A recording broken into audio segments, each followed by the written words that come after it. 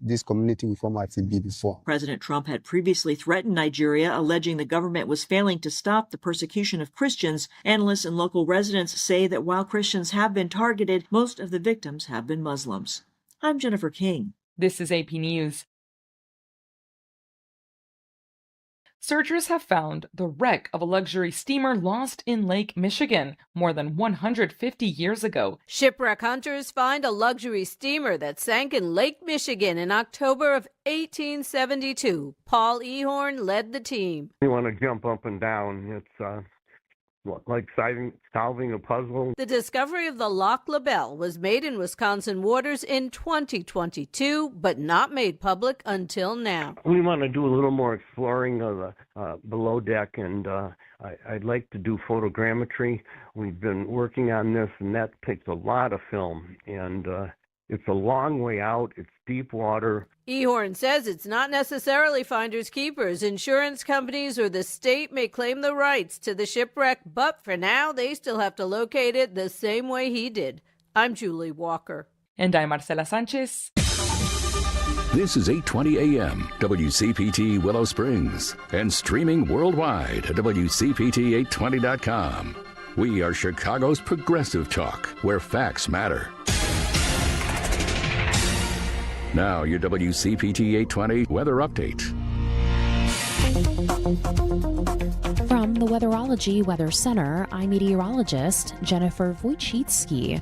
We'll see mostly cloudy skies here for today with a high into the upper 50s. Winds out of the southeast around 5 to 15 miles per hour, gusting as high as 20. Then for tonight, a chance for showers and thunderstorms, cloudy skies, a low near 53. Wednesday, we'll see some sunshine, high of 64 degrees. And Thursday, a chance for rain, cloudy, high around 60. That's your latest Chicago weather update. Currently, it's 43.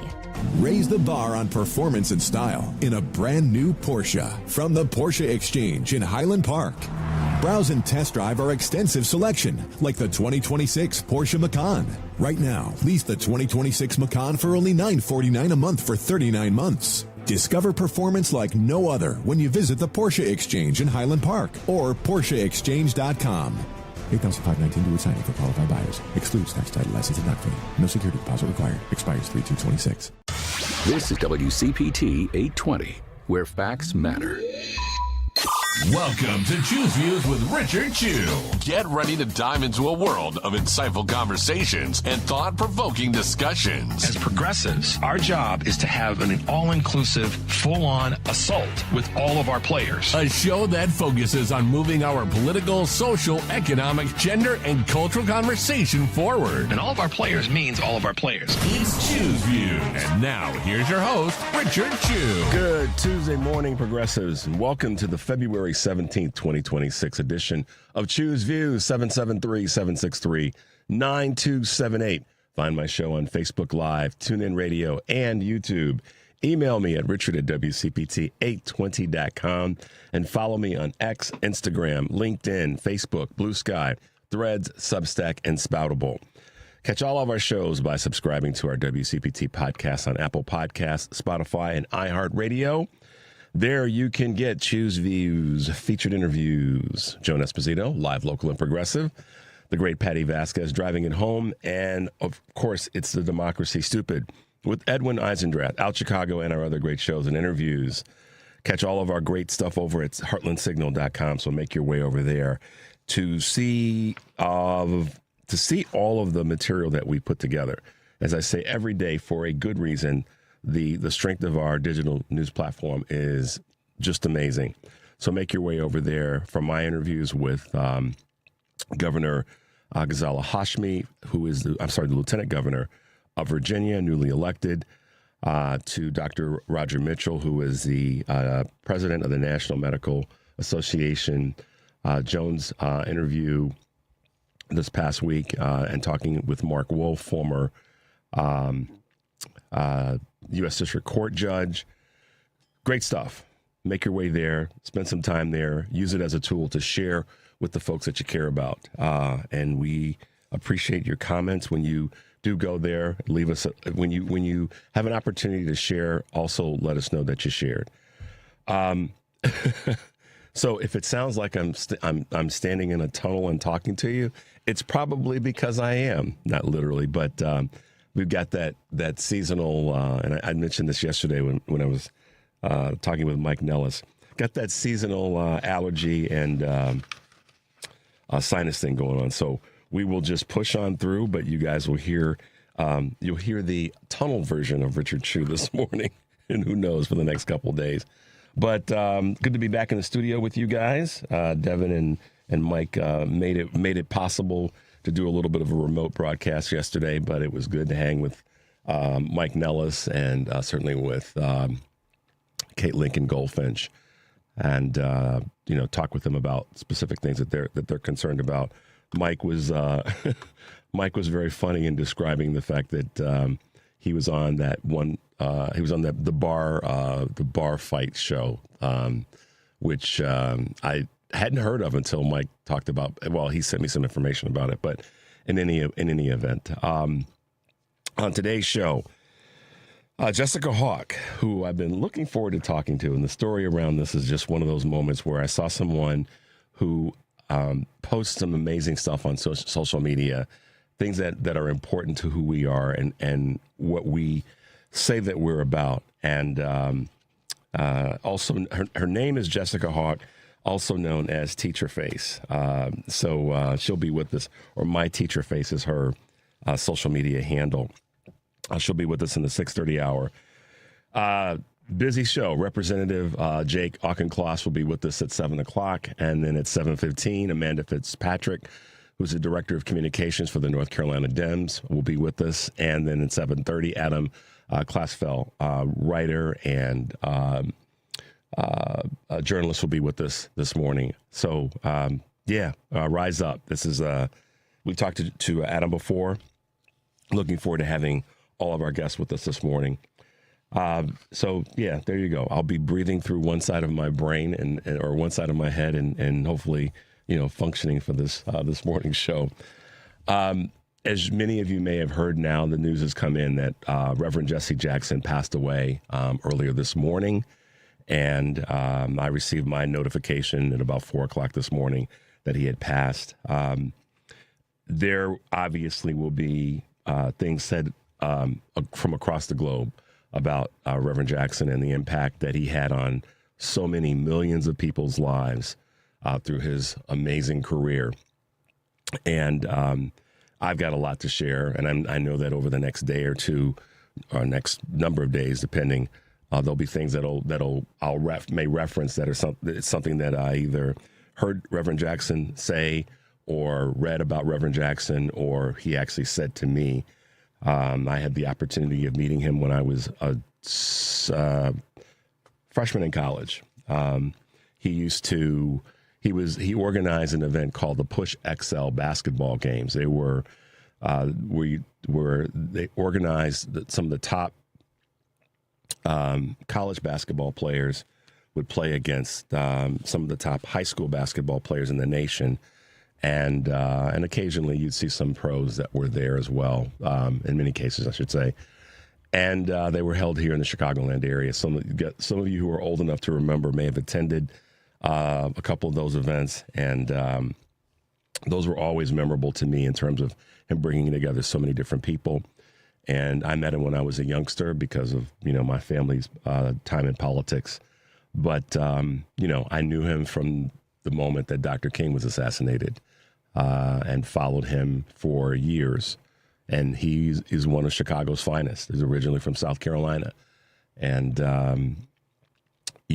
there's so much to say about Reverend Jackson because his entire, adult life, certainly even his younger life, but certainly his adult life, was right in the middle of the civil rights fight and battle that we went through the majority of for the majority of his life.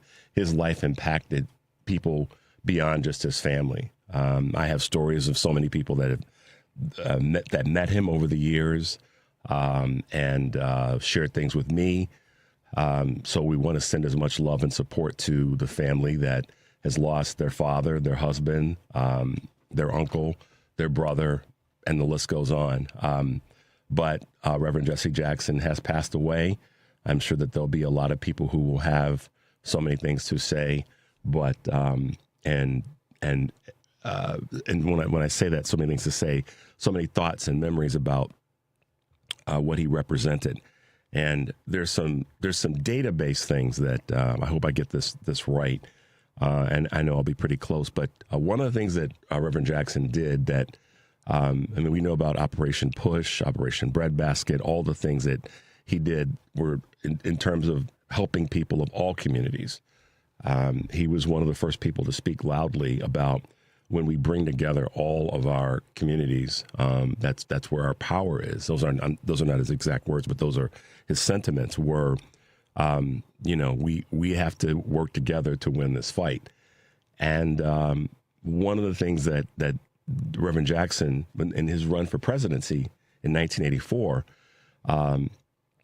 what a lot of people don't realize is that Reverend Jackson was such a big advocate for voting.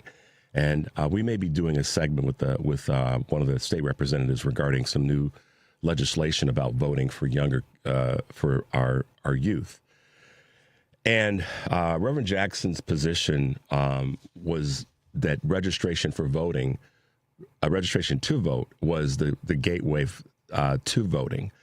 And to this day, I don't think that any politician has registered or was at the tip of the spear in making sure that as many people got registered to vote as he did during the 80s, particularly 82, 83, 84, leading up to that political season and election, and certainly on into the years following that. So one of the things that's always stood tall with me is his just determination to make sure that people understood the importance of getting registered to vote, being registered to vote, and then getting out to vote. He was an extraordinarily powerful voice in that space. In so many other lanes. Reverend Jackson was a 6-lane highway going in both directions when it comes to the areas of life that he touched. And as much as his criticisms were strong about what white America could and should do better when it came to racism and bias, he was also fully aware of the importance of us all working together. And he was unique in that way where he understood and unapologetically that his responsibility was to call out what wasn't right and balanced when it comes to our society economically for certain groups of people. But ultimately, I know that from my conversations with him over the years and listening to him, he wanted to see the black child on the south side of Chicago or the west side of Chicago or any community where there were neighborhoods that were deprived. He wanted to see that child strive and survive and grow and have a great life as much as he wanted to see a white kid in Appalachia have the same opportunities to grow and to strive and have a wonderful life. And that, to me, it was a testament of his ability to see the horrors that were greater for one community, but recognize that all of our communities were suffering in some way or another.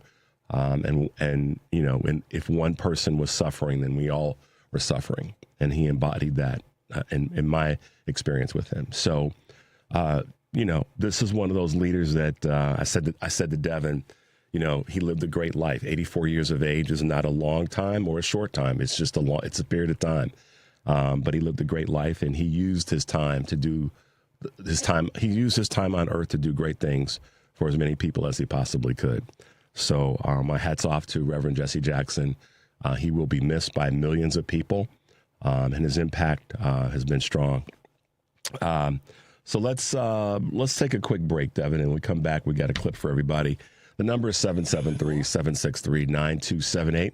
You're listening to Choose Views on WCPT AM 820 in Chicago and WARR 1520 AM and 103.5 FM from Warren County, North Carolina. I'm Richard Chu. We'll be right back.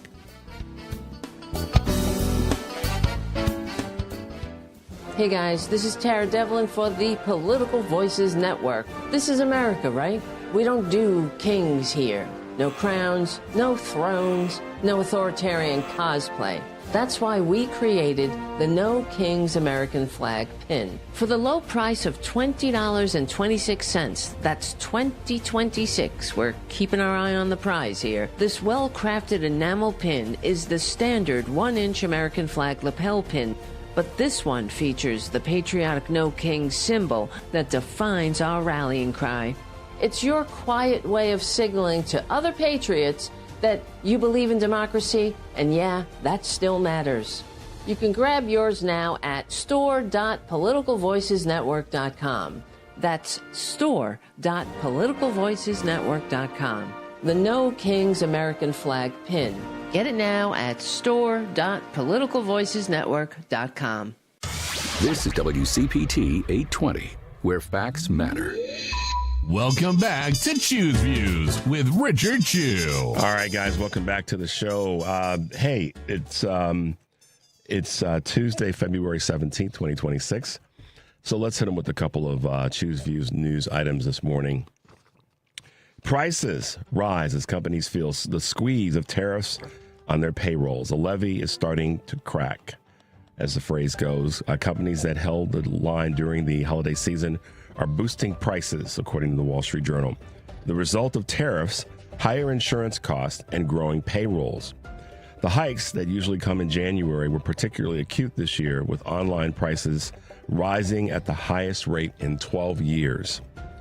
For electronics to blue jeans to spices, some prices could grow by more than 5%, with half of all small businesses surveyed planning increases in the next 3 months.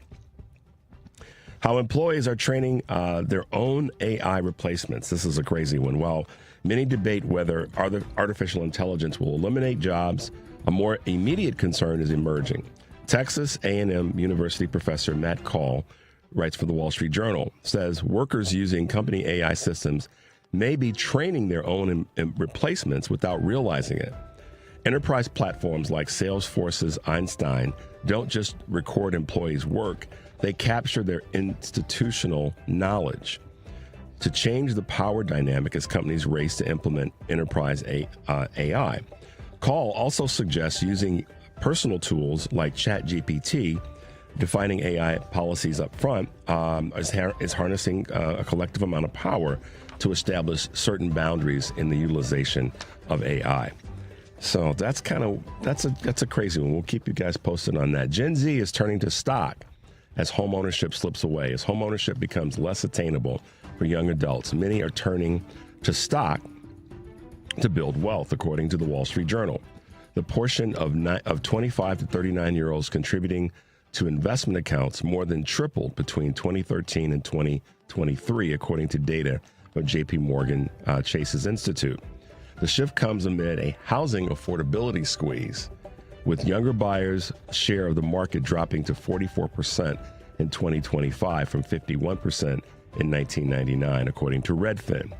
In the current market, renting and investing may yield greater financial benefits than home ownership, according to research. Last but not least, we saw this potentially coming, and that is Warner Brothers is considering reopening talks with Paramount.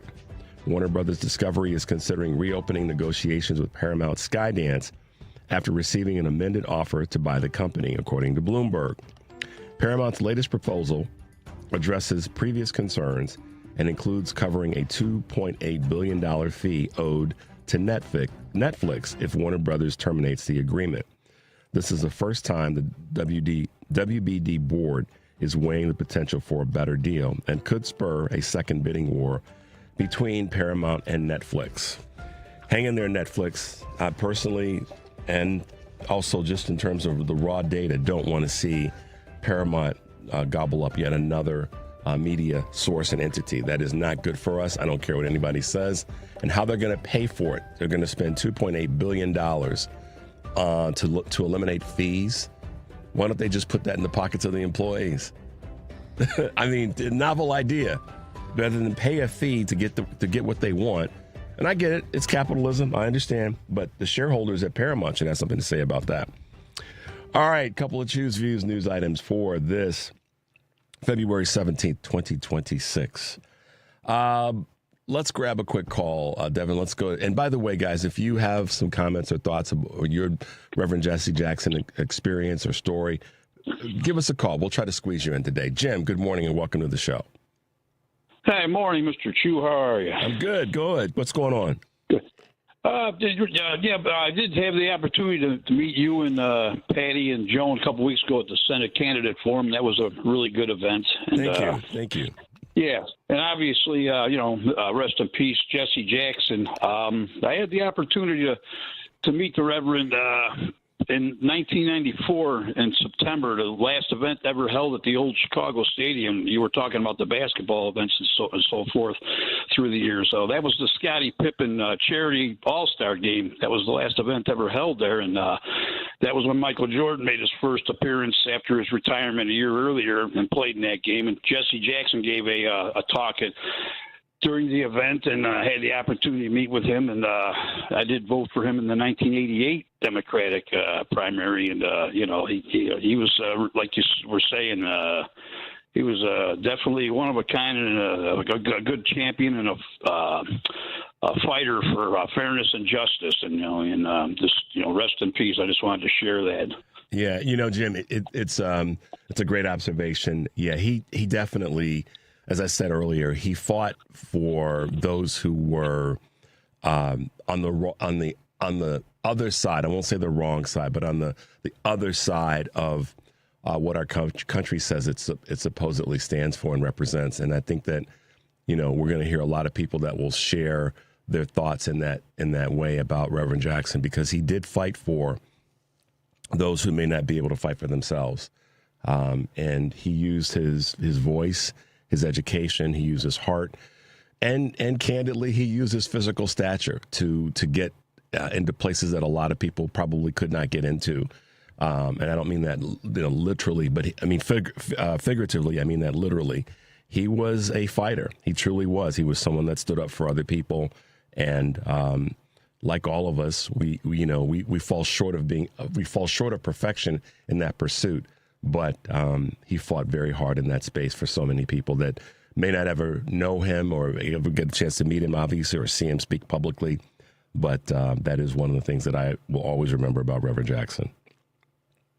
All right. Okay. Yeah. Thanks for allowing me to come on and have a brief chat and share that. And you have a great day. Take care. Jim. Thanks for the call. Thanks for the contribution.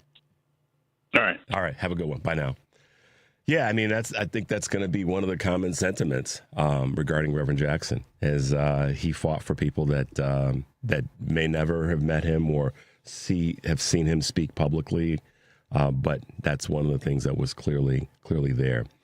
As you guys know, I'm going to be down in North Carolina on March 1st, which is a couple of weeks away, and going to be co-hosting with Anderson Clayton, who's the Democratic Party chair for the state of North Carolina. And we will be joined by North Carolina State Reps Rodney Pierce, Dante Pittman, Pastor James Gaillard, all running for office in North Carolina. And then we're going to hold this event at the Word Tabernacle Church in Rocky Mount, North Carolina, Sunday, March 1st, from 2 to 4 p.m. Eastern Time. If you are interested in checking out the event, you can go to heartlandsignal.com and click on my picture, and that will take you to the show page where you'll find information about the event and registration link. If you also just send us a text at 773-763-9278, we'll send you the link. So there you go, just as another quick reminder about what's happening there. And Dev, since it is Black History Month, we got another little Black History clip that I think you guys will appreciate. Only one HBCU team that's ever made it to a national title game in college basketball history, and their story's unbelievable. The coach of this team, C. Vivian Stringer, was hired by Cheney State in 1971 as a professor. She coached unpaid on the side. They didn't have locker rooms, showers, anything like that. But they did have game. Their 1982 team had 8 high school All-Americans. They were a D2 school playing and winning against D1 teams. So by March, they had a 19-game winning streak and earned a number 2 seed in the NCAA tournament. This small HBCU team, with no scholarships, was competing with these giant universities, and they made it to the Final Four. And as if they had not already overcome enough adversity, let me show you what the Final Four t-shirts looked like. 3 teams, no Cheney players. Wow. But that didn't stop them. They made it to the finals. They started off with a 16-8 lead, but ended up losing to Louisiana Tech, the #1 team in the country. And although they lost, they still sealed their legacy as the only HBCU to make it to the finals. C. Vivian Stringer went on to become a college basketball icon. The Hall of Famer is the first coach in NCAA history to lead 3 different women's programs to the Final Four and became the first black college basketball coach to reach 1,000 wins. Now that is a W. Yeah, quite a W. Cheney State Lady Wolves made history by becoming the only HBCU women's basketball team to ever reach the NCAA national championship game. It's a great story. It really wasn't so much a Cinderella story as it was just one about legacy, about dominance, and just great leadership. And their run was quite amazing. I remember it, and it doesn't get talked about a lot. And it doesn't not only in the context of Black history, but what I also have taken from it over the years is, the importance of it in terms of Black history, the importance of it in terms of sports history, but also the importance of it in terms of women and women leading. And this is yet another one of those moments. And they did it with style and with grace. And it was fun to watch. I remember it. If you want to go back in the Wayback Machine, whether you're a sports person or not, if you're a historian, this is something that, you could probably find some of the information on it. And I think there was a documentary done in the early 90s. But I know that you'll be able to find some of the clips and such from or on more than likely on YouTube. But it's a great story. Cheney State. And that's spelled Cheyney,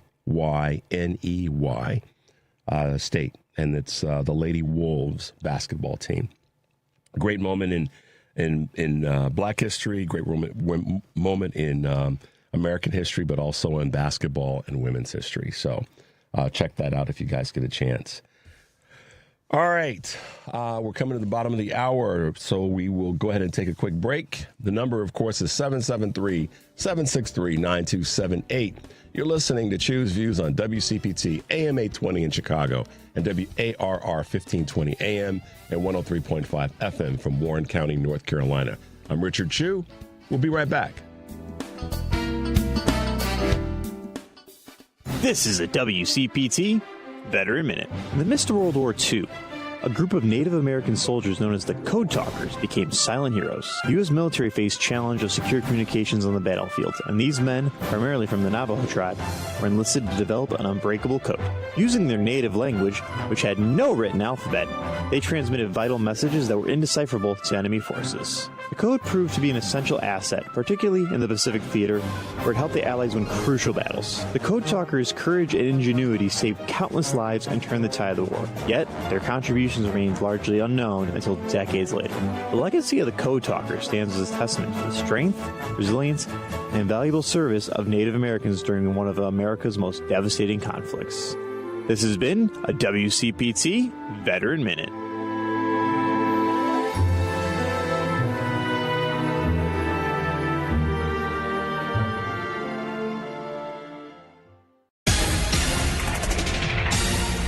You're listening to WCPT 820. Here's the latest Chicago weather update. From the Weatherology Weather Center, I'm meteorologist Jennifer Wojcicki.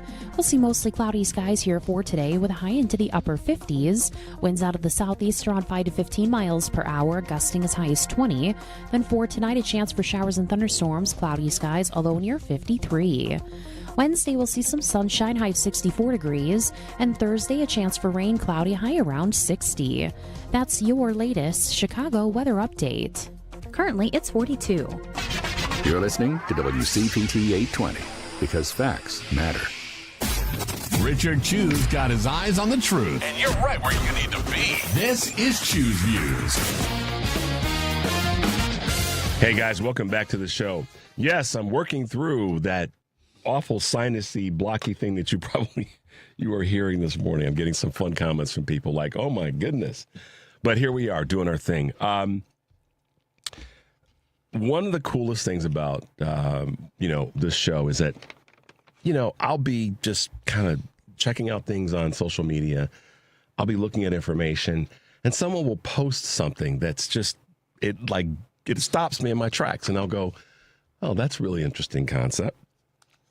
And I've met some really cool people as a result of social media and content creators and people that are, they're speaking their truth and they're talking about things that are important to them. And it just so happens that it's an important topic to all of us. And you guys know how I feel about teachers and professors and educators. And, that's kind of like that's sort of my fanboy thing. And I love education. I love those who've committed their lives to education and to teaching and to helping us have a better, expanding our minds and being able to figure things out and learn things. And I've told this story over hundreds of times over the years. My mother used to drop me off at the library and as a kid so I could go and read and all that. And this was a few weeks ago, I came across a really interesting person one day. I was like, wow, what she just said, just like, yeah, right on to that. And then I started getting a few more things. I'm like, oh, yeah, that's exactly right. How come why isn't anybody else saying this? Or why is no one else thinking about it this way? And so I'm giving this long introduction because this is how it happened to me. I was like, I've got to figure out how to get this woman to say, yeah, I'll come on your show. Why not? And, I'll carve out a few minutes of my very busy schedule and all that I'm doing. And that's kind of how this happened. It happened organically. And you guys know I've met some great people that have become part of our show because of the beautiful side of social media. Dr. Jessica Hawk is also known as my teacher face. And I reached out to her and I said, I'd love to have you be on the show because her perspectives about education are exactly where so many of us in the United States need to be. And she's unapologetically one that says, and these are my words in describing her, if we fail in our education world, we fail as a society. And you guys know how I feel about healthcare and education are probably the two most important things that should be part of our conversation around national defense and national security. So I'd like to welcome to the show my teacher face, Dr. Jessica Hawk. Good morning, Doc. How are you this morning? I'm doing very well. Thank you so much for having me on. I appreciate it. Absolutely. I wanted everybody to know how this all happened. And literally, I saw your information. I reached out to you a couple of times and DM'd you. And it's like, I love what you're saying about the importance of education. But let's take a little bit of time, a few moments for you to share with our audience your background and your sort of, life in this wonderful area of education that you committed so much time to. Let our listeners all over the country know a little bit about who Dr. Jessica Hawk, also known as my teacher face, is. Well, I come from a family of teachers and nurses, so I was well versed in what the job entailed and went to University of Maryland, graduated in 92 and started teaching and absolutely loved it my entire career. And there are many reasons why I loved it that I can get into later, but it just was the absolute right fit for me and something that gave me such fulfillment and such lifelong connections with my students who are now friends in their 40s. As adults, I'm actually going out to lunch with one later today who I taught in 1995. So it just was an absolutely fulfilling career, and I loved every second of it. So you made the transition from this absolutely fulfilling career that you love so much. And what was it?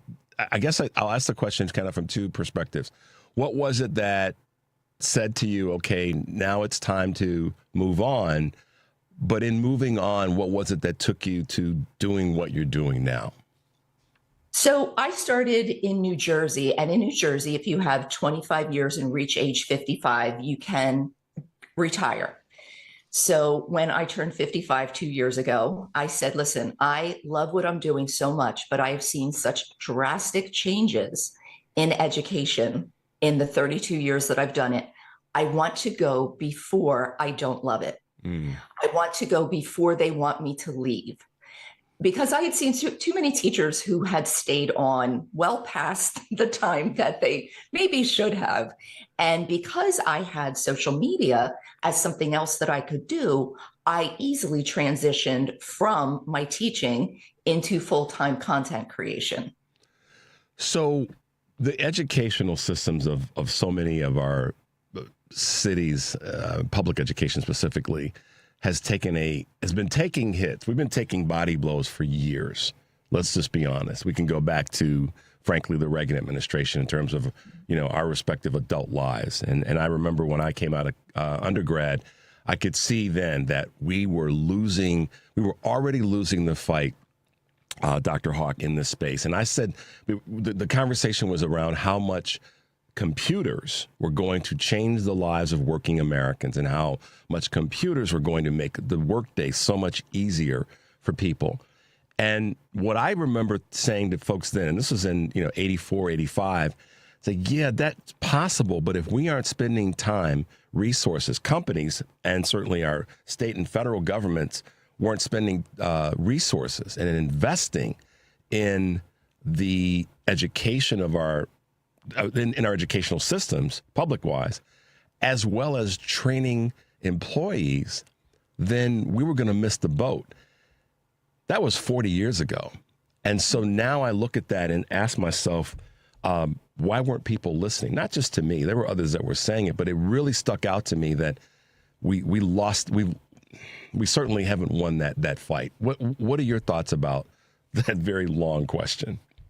Well, I'll tell you what, you have it right. It did start with the Reagan era, and there has been a 40-year push to undermine public education in lots of ways.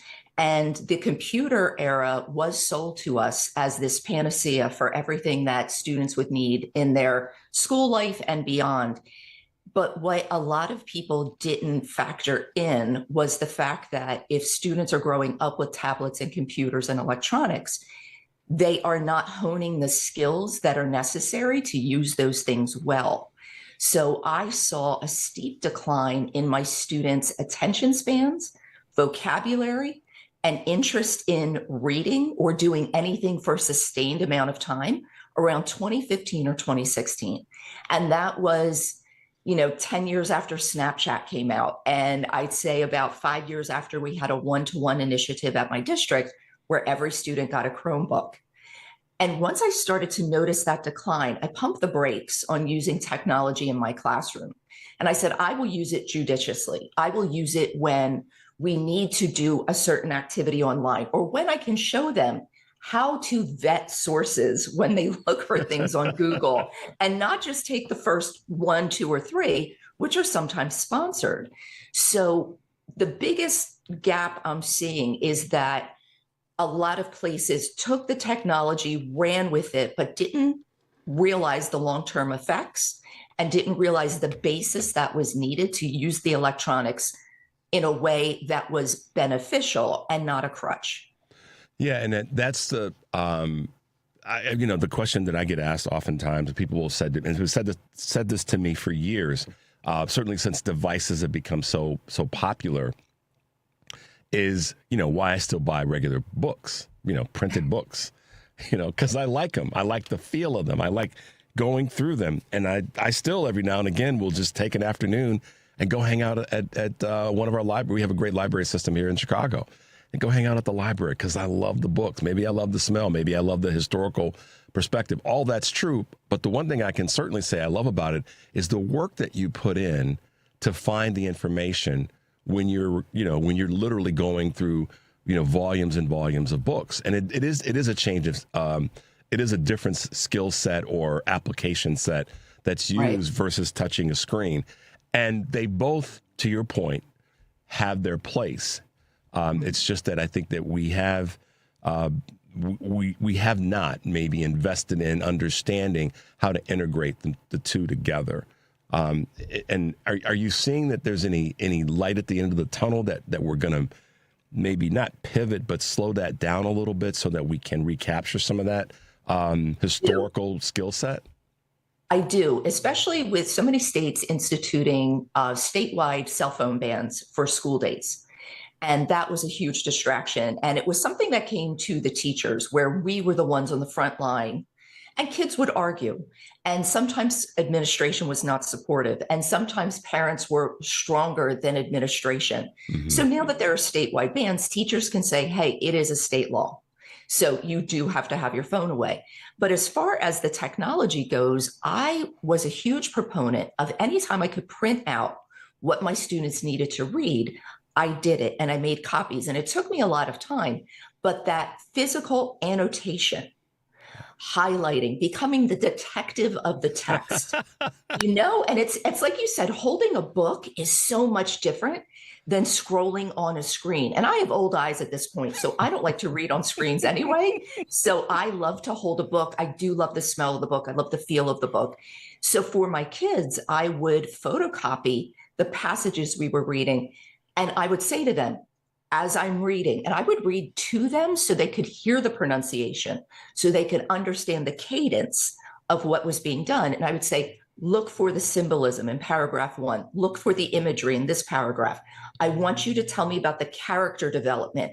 Put that in the margin. And then we had actionable work that we could actually talk about. And it was tangible for my students. And I can't tell you how many times they thanked me for not using the Chromebook. Because think about this, if they have 7-8 classes a day, they're on their Chromebooks for hours. Yep. And kids are now craving human interaction again. And that was one of the great things when I was ready to retire, was seeing these conversations that kids were starting to have that was absent from about 2015 and definitely right after COVID. Oh, it was 2 years of getting them back into social skills.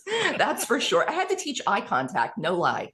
I had to teach actually looking something. Okay, so there's two hows, Dr. Jessica. One, how did you discover that was lacking? And then second, what did you do to sort of teach that skill or teach that application in terms of eye contact? Because we talk about, go ahead, I'll let you answer, then I'll come back. Sorry. Okay, so when we got back from COVID, we had hybrid at first. So I had some kids in the class, and then I had some kids on my smart board who were at home with computers. It was a hot mess, but it was the best that we could do. Right. And then when they got back into class full time, they were so used to just giving a thumbs up because they were on computers for 2 years. Okay. And they were just used to, just nodding their heads. So I had to say, okay, listen, I'm up here. I have prepared a lesson that would dazzle you if you actually paid attention. Kids, I'm hilarious. Listen, just pay attention to what's going on. And so I noticed that they weren't necessarily looking at me. And I said, you don't have to look at me the whole time. But if I'm directly talking to you, make eye contact with me, not in a psycho way. You don't have to laser focus in.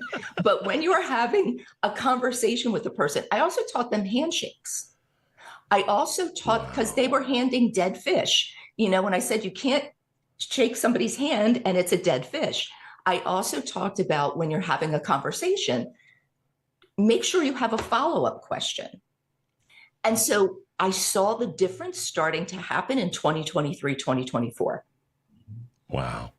Yeah. It's just, again, this is why I love educators, because the stories that you get to tell and the observations that you're kind of required to make, and you get really, really good at it over a 30-plus year career like you've had. And now, you're, as a content creator, you've continued in that space. You're listening to Choose Views on WCPT, AM 820 in Chicago, and WARR 1520 AM from Warren County, North Carolina. I'm Richard Chu, and we are talking with Dr. Jessica Hawk, also known as My Teacher Face. So let's have a little fun here for a moment. I don't want to make any assumptions, but I know that my mother and my aunties and my older sisters and all that, and the women that I grew up respecting, they had that face. I don't want to assume that and being African American, you know what I'm talking about in terms of your experiences with African American teachers and moms. So let me ask you that question. Is that my teacher face resembling a little bit of that, hey, you better act right face? Help us out here. Oh, it is the you better act right face. And I also did it with my glasses on my nose. So in all of my logos, I have my glasses on my nose and I do the dead stare, which is this. Yeah, that's it. That's the one, y'all. And I can hold it for so long to the point where kids would actually put their books up in front of their face to block it. So when social media started to take off, one of my students said, that face, that stare you have is so funny, because I used to do Vine, if you remember Vine, those little 6-second videos. Yep.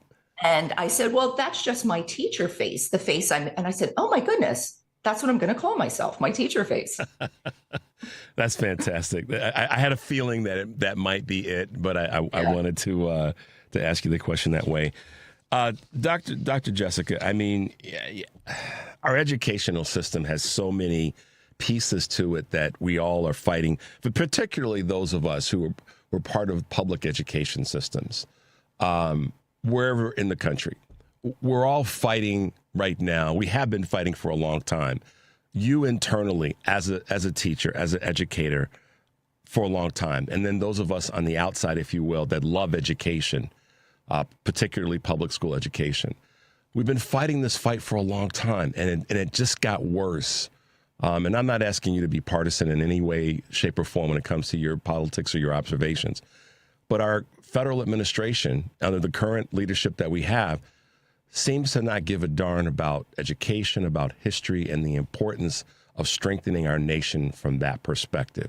How has that impacted you, and what do you see as tools or resources that we have that we should be using to push back in that space? That's a great question, and it does have many layers. And I will start with the fact that I have read the education section of Project 2025. Oh, yeah. 4 times. And I have highlighted and annotated it just the way that I taught my students. I made videos about what was on the table with the new administration in July and August of 2024. And when I made those videos and I said, listen, this is in black and white. This is what their plan is. And it's dire to the state of public education.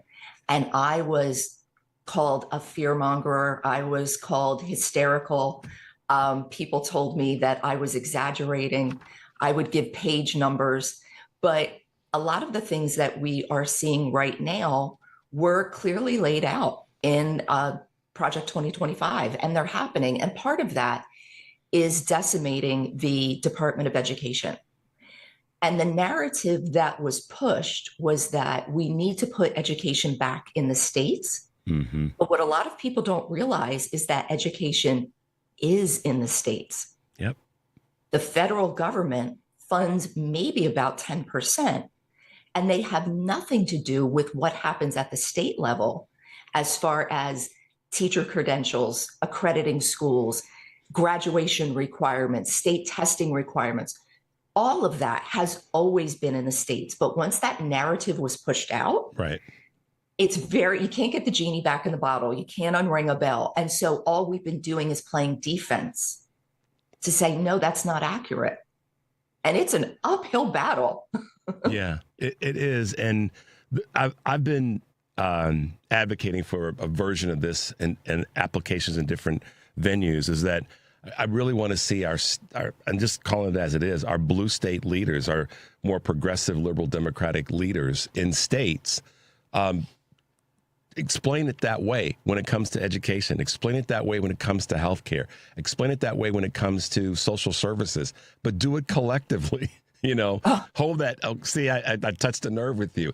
Have that global press conference where, the 20 plus, 22, 23, maybe it's higher than that now, but 24-ish Democratic governors, hold a national whatever on those 4 or 5 things that the states already are been managing and have been for decades, but people got hoodwinked because of Project 2025 into thinking that the federal government needs to off all these items, which is not the truth. And I'm going to say this, and then I'll let you respond. And that comes back to something that's an education item, which is civics and understanding how our governments work and interact with each other. I got to shut up. Dr. Okay. Well, you're absolutely right. And the removal of civics, I don't think was accidental at any point in time. The, integration of only technology, I don't think was accidental. Lots of companies make lots of money for it, and lots of those companies are highly connected to various people who are not interested in public education surviving. But as far as the messaging goes, I recently went to Washington, D.C. Last Wednesday for the first ever summit for the Creators Collective for Democratic senators. And we all talked about the fact that the messaging from Democrats, whether senators, congresspeople, governors, is not coordinated and it's not consistent. And we as content creators are out there fighting for our lives to get these messages out, but there is no grand body that is amplifying them. So they're finally getting the idea that they need to work with us because, if there's one thing the other side does very well, it's messaging and messaging on a grand scale. And I just don't think the Democratic governors or leaders have done that in a way that has been effective or far reaching. Dr. Hawk, sometimes I think I'm crazy. I'll sit up and I'll say something to my wife like, this is what has to happen. And she'll look at me and she'll say, just bring it up on your show because you're probably not crazy. There's probably other people that are thinking the same thing. You're not crazy. Listen, I'm going to say this now and then we'll come back to some things. I would love to have you back on the show when it fits your schedule because I really, really, when I can tell you where I was when I saw your first, when I started following your first bit of information. It's not first to you, but first for me. And it was over the holidays, and I was like, wow, she's just amazing. And she's saying all the things that so many people need to hear when it comes to education and the coordination of effort to tear down our public education systems. And now it didn't take long to see how states are actually suffering from that because now people are feeling like, well, maybe education really isn't. I mean, I've actually heard people say and sing things where people are saying, well, maybe our public education system really isn't that important. Maybe we should privatize it all. We privatize our education.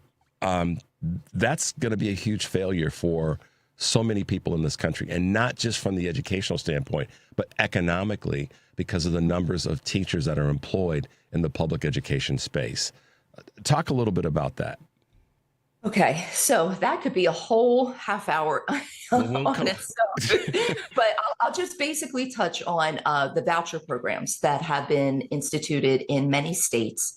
I think we're up to 30 at this point, right? But there are about 18 that have universal vouchers, which means that anybody of any income level can apply for the vouchers. And originally, vouchers and school choice, because everybody says everybody should have a choice, it was for low-income students in underperforming districts. But what we're finding now, 5-10 years in, is Arizona, for example. Arizona is facing last I looked, it was over $1 billion budget shortfall because there were no checks and balances in who was getting the voucher money.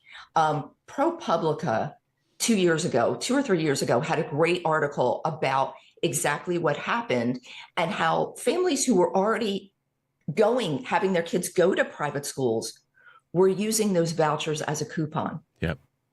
And that money gets pulled from public schools. Well, the public schools, if they have all that money pulled from the kids who leave, they still have operational costs. Yep. And they can't operate the school without that public funds from the state coming to them. And so some of them have had to close. I believe in Arizona, around Phoenix, a couple dozen public schools have already closed. And it moves so fast. I actually have a Google alert on school vouchers so I can keep up with it because it just moves so quickly. And it really is something that will decimate public education if left unchecked. So listen, I really have enjoyed having you on, and I know our listeners are like, wow, there's a lot that she's got there to share with us and to unpack. So, Dr. Jessica Hawk, a.k.a. my teacher face, I would be honored, and I know our listeners all over the country would be honored to have you back to talk again in this space, because you bring so much to the conversation. Your 30 years of time in this of service to your students and to the educational system is extraordinary. And so we really look forward to having you back on the show again. Let folks know how they can find you on social media, how they can follow you and the content that you've created. I made it very easy. My teacher face is my name across Facebook, Instagram, YouTube, and TikTok. That is pretty easy. Thank you so much for being with us, Dr. Hawk. We really appreciate you taking out the time. Look forward to having you back again in the future. And we hope that you have a phenomenal week. Thank you. Thank you so much. I'd be happy to come back. All right. Be well. We'll talk to you soon. Thank you. All right. Bye-bye. Guys, let's take a little bit of a break. We've got a power-packed show today. 773-763-9278 is the number. You're listening to Choose Views on WCPT AM 820 in Chicago and WARR 1520 AM and 103.5 FM from Warren County, North Carolina. I'm Richard Chu. We'll be right back. Raise the bar on performance and style in a brand new Porsche from the Porsche Exchange in Highland Park. Browse and test drive our extensive selection, like the 2026 Porsche Macan. Right now, lease the 2026 Macan for only $949 a month for 39 months. Discover performance like no other when you visit the Porsche Exchange in Highland Park or PorscheExchange.com. 8,519 due signing for qualified buyers. Excludes tax, title, licensing not paid. No security deposit required. Expires 3/2/26. Attention. Have you racked up $10,000 or more in credit card debt? Are you barely getting by making minimum payments? With credit card debt reaching all-time highs, National Debt Relief is notifying consumers about significant debt relief options currently being made available to help those with overwhelming credit card debt.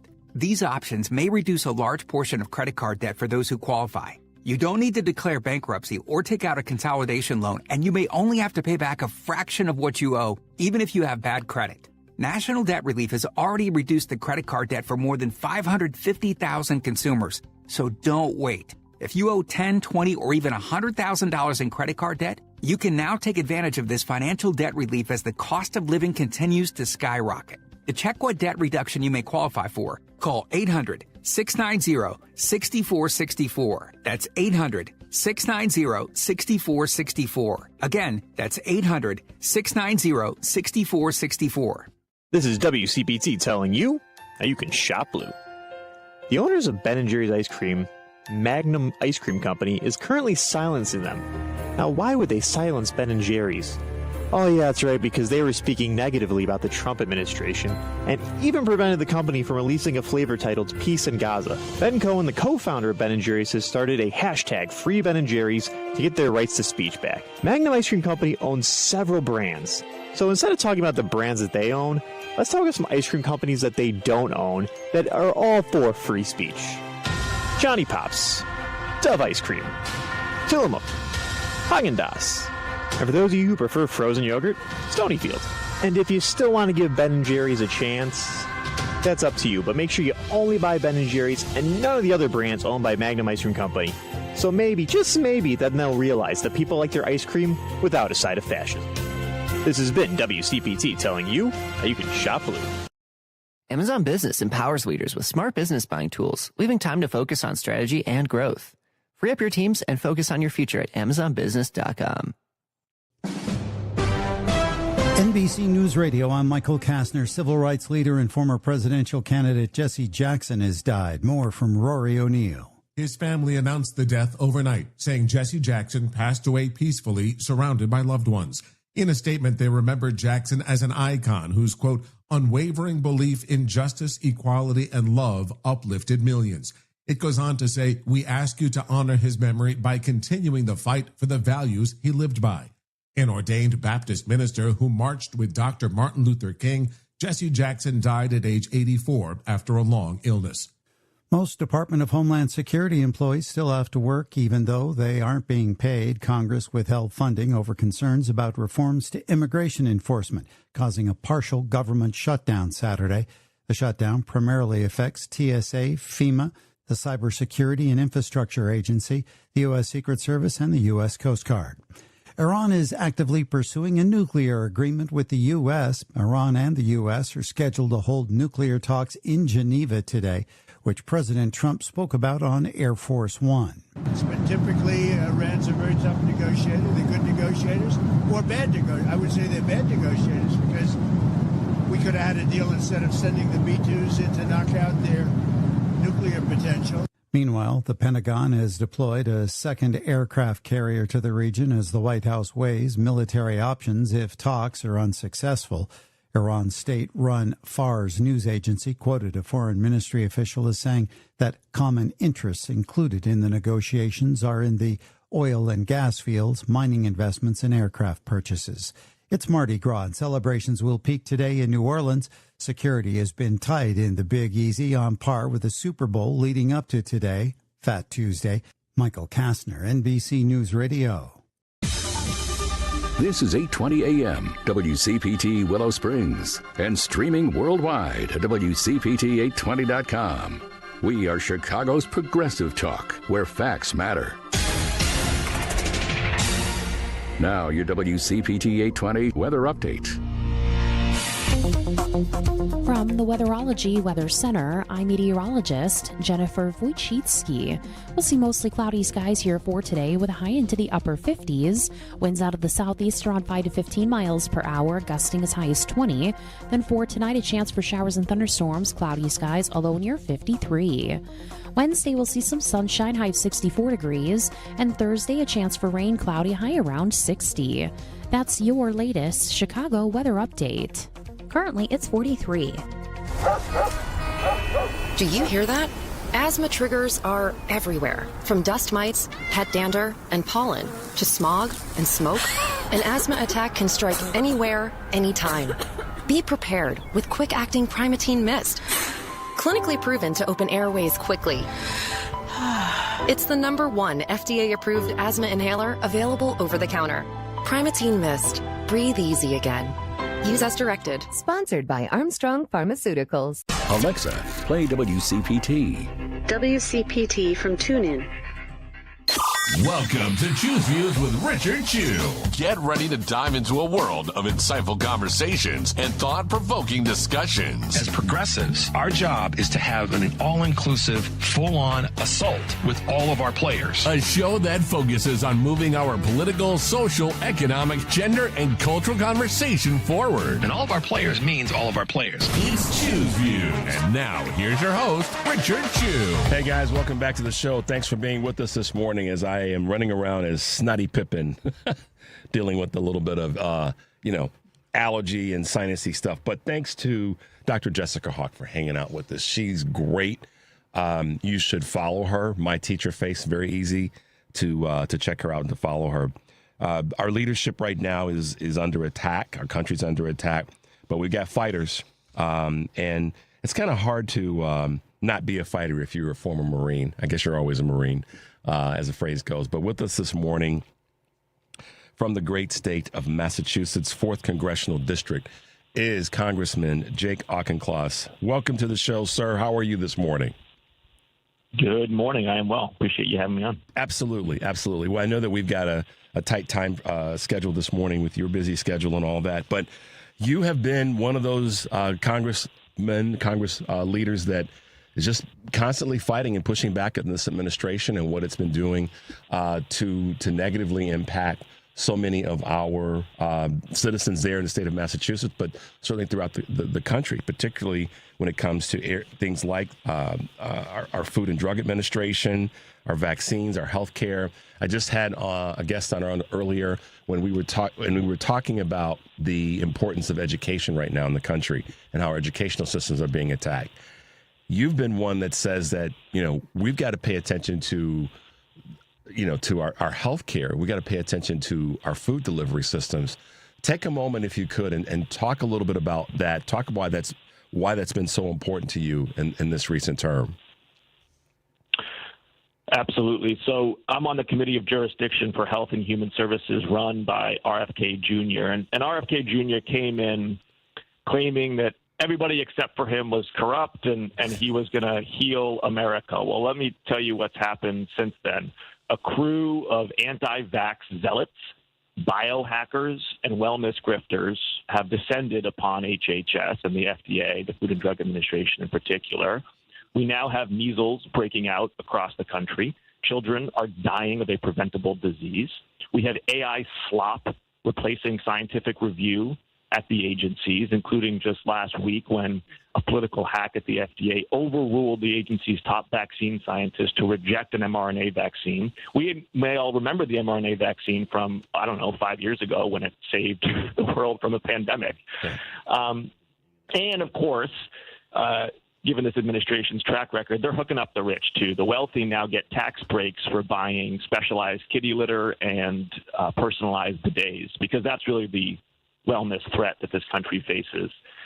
So it's just conspiracy, grift, and quackery. Meanwhile, the GOP has been too afraid of RFK Jr. to even hold a hearing about this. Big Pharma rushed off to the White House to do pricing deals instead of defending gold standard biomedical regulation. And the result is the United States has both a public health and a national security catastrophe on its hands, because we can no longer have confidence that medicines are being reviewed for safety and efficacy. And that's the part. There's so much to this conversation. There's one side is the preventative side, which we all know. Every person that's got their head remotely screwed on straight, preventative when it comes to our health is critically important. And preventative can be, a good diet is preventative to having some issues that relate to systemic issues. But the other side of this now, and so, yes, obviously preventative when it comes to medications and medicine, but preventative when it comes to diet. But represented the other side of this is what's got so many people concerned, is that in the event that something does happen, an outbreak of a condition, measles, and God forbid, something worse than that, we don't have any fail-safes in place with this current administration, and specifically RFK Jr., to be ready to tackle the other side that's after the illness or the condition has hit us once again. That's totally it. And this is what's so frustrating about RFK Jr. is he waxes poetic, saying a bunch of stuff that's, frankly, like no one disagrees with. He's like, you should really eat healthy, and you should go for a walk in the woods with your friends, and it's important to exercise. And everyone's like, yeah, okay, like, sure. But because he does it on TikTok with his shirt off, everyone thinks he's some, health evangelist. Meanwhile, what he's actually doing, if you look, as I do, at his track record in government, what's he done? He's hooked up big chemical manufacturers by allowing them to use pesticides. He is not taking on big food that stuffs 2/3 of the empty calories kids consume into supermarkets and on TV. Has totally shirked that responsibility to actually take on big food or big beverage. And then he has gone in and taken away 20 years of competence and credibility from the agency that Americans trust to keep us prepared for infectious disease and to position us for the innovations of the future. And I'll give you a quick example on mRNA. mRNA, think of it as like the software of life. It's the molecules that translate between your genetic code, your DNA, and the proteins that actually do the work of your cells. It's super, super elastic and important. And because we understand now how to engineer mRNA, when we actually were able to uncover the genetic code of COVID in January of 2020, it took 1 hour to develop the vaccine. It then took a few months to manufacture it. 1 hour. We know the Chinese have offensive biological warfare capabilities. Probably pretty useful to be able to engineer vaccines on short notice against a hostile power. And it's also useful to be able to address cancer in new ways. mRNA could provide a vaccine against cancer, where you go into a doctor's office, they test what your predilections are for various types of cancer, and then they give you an mRNA vaccine that actually prepares your body to take on tumorous cells. That is not science fiction. That's years away, but now, because of RFK, it's longer. I stay optimistic, Representative, and I stay very forward-thinking in what we can get done, and I will remain that way. But the one thing that is my this is something I've held on to for years. our strongest form of national defense and security is to make sure that we are a healthy society, that we're an educated society. And we've got an administration and people that are heading organizations right now that are tearing down two of the things that should be principal and vitally important to our society's success, and that's our health and welfare and our education. And we've got a lot of people who are uneducated on the health and welfare of our country that are leading the departments that need to be staffed with very, very well-educated, smart people. So I appreciate the fact that you could take us into the weeds in the blink of an eye in this area, but you definitely understand the importance of the prevention side and the reaction side in the event that something were to happen. How do we right now?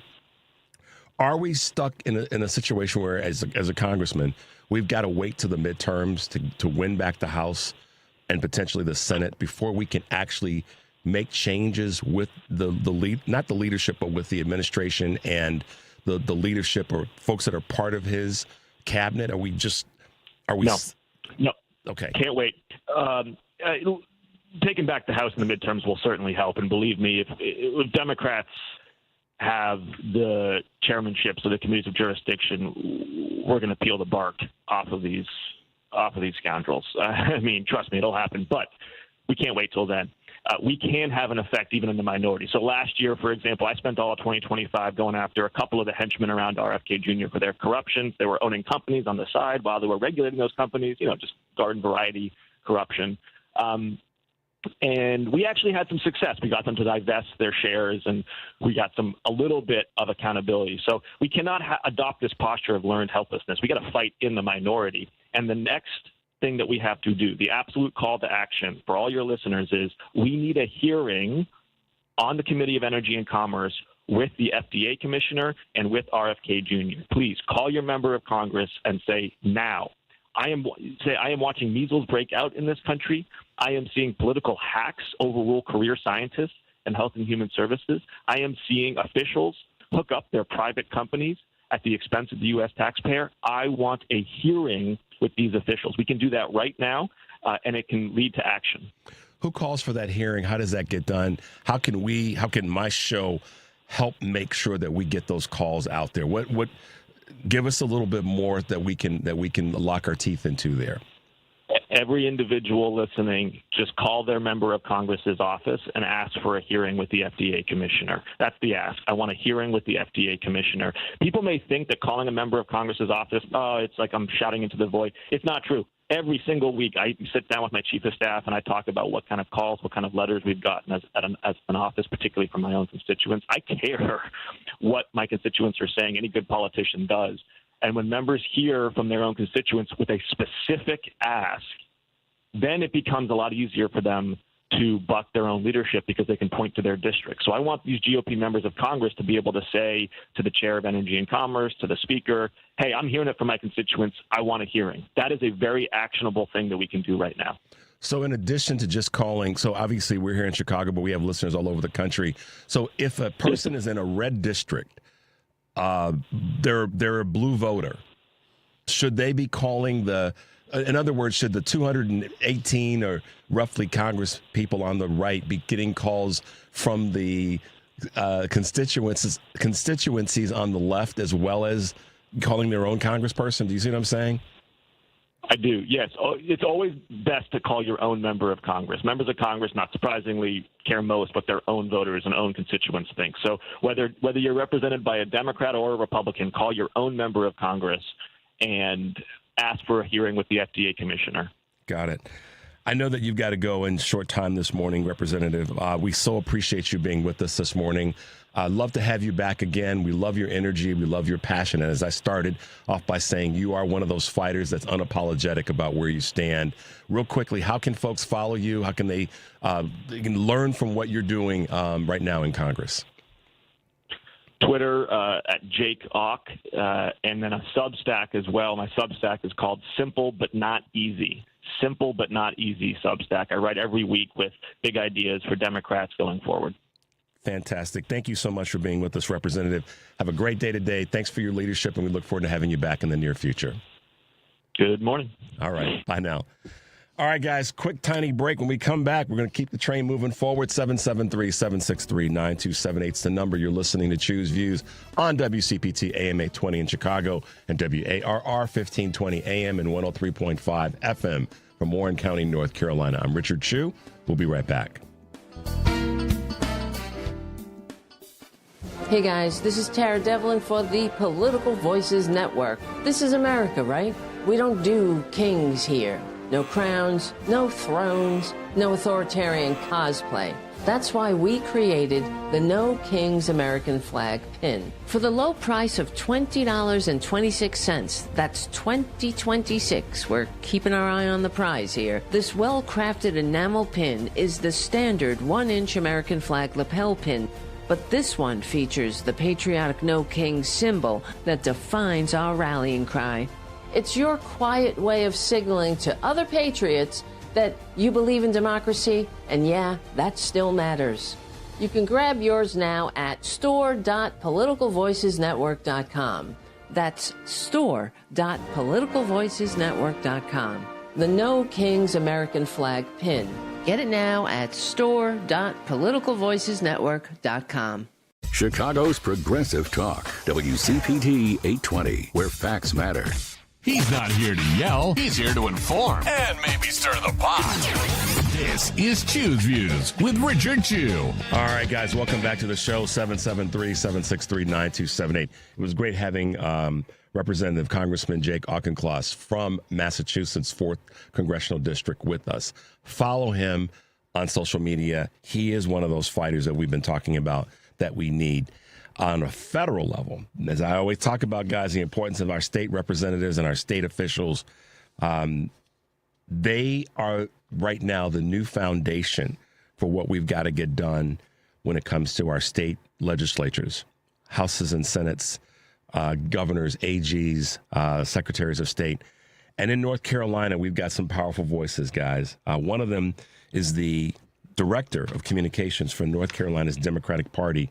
That would be Amanda Fitzpatrick. I got to meet Amanda late last year by phone, and as we started this year off, we were like, we got to get together and do a town hall, and we've been putting it together. You guys have heard me talk about it the last few weeks. Amanda, good morning, and welcome to Choose Views on WCPT in Chicago, but also on WARR 1520 AM and 103.5 FM from Warren County, North Carolina. How you doing? I am doing great. I'm so excited to be on to talk about going to Warren County, like you said, from our mouths to God's ears, right? Man. Who knew we'd be here, right? I'm excited. It's crazy. I was sitting with, you know the history, but we'll share it again with our listeners for the short time that we have. We had Anderson on last fall. Anderson Clayton, by the way, and let's calling her by her first name without giving her a last name due. Anderson Clayton, who is the chair of the Democratic Party in North Carolina. There. We had her on. We had a great time. And I just said, hey, we should do something else. We should have you back on with some regularity. You're a state voice. You're a young voice. You're an energetic voice. And now we're doing a town hall in North Carolina. How crazy is that? I know. And to your point, we have a chair who is willing to do new ideas. She's young, she's vibrant, and she's passionate about making things happen. And so when I mentioned to her, what we talked about, she was like, let's do it. And had the great idea of where to do it, which we're having it at Pastor James Gilliard's church, which is Word Tabernacle in Rocky Mount.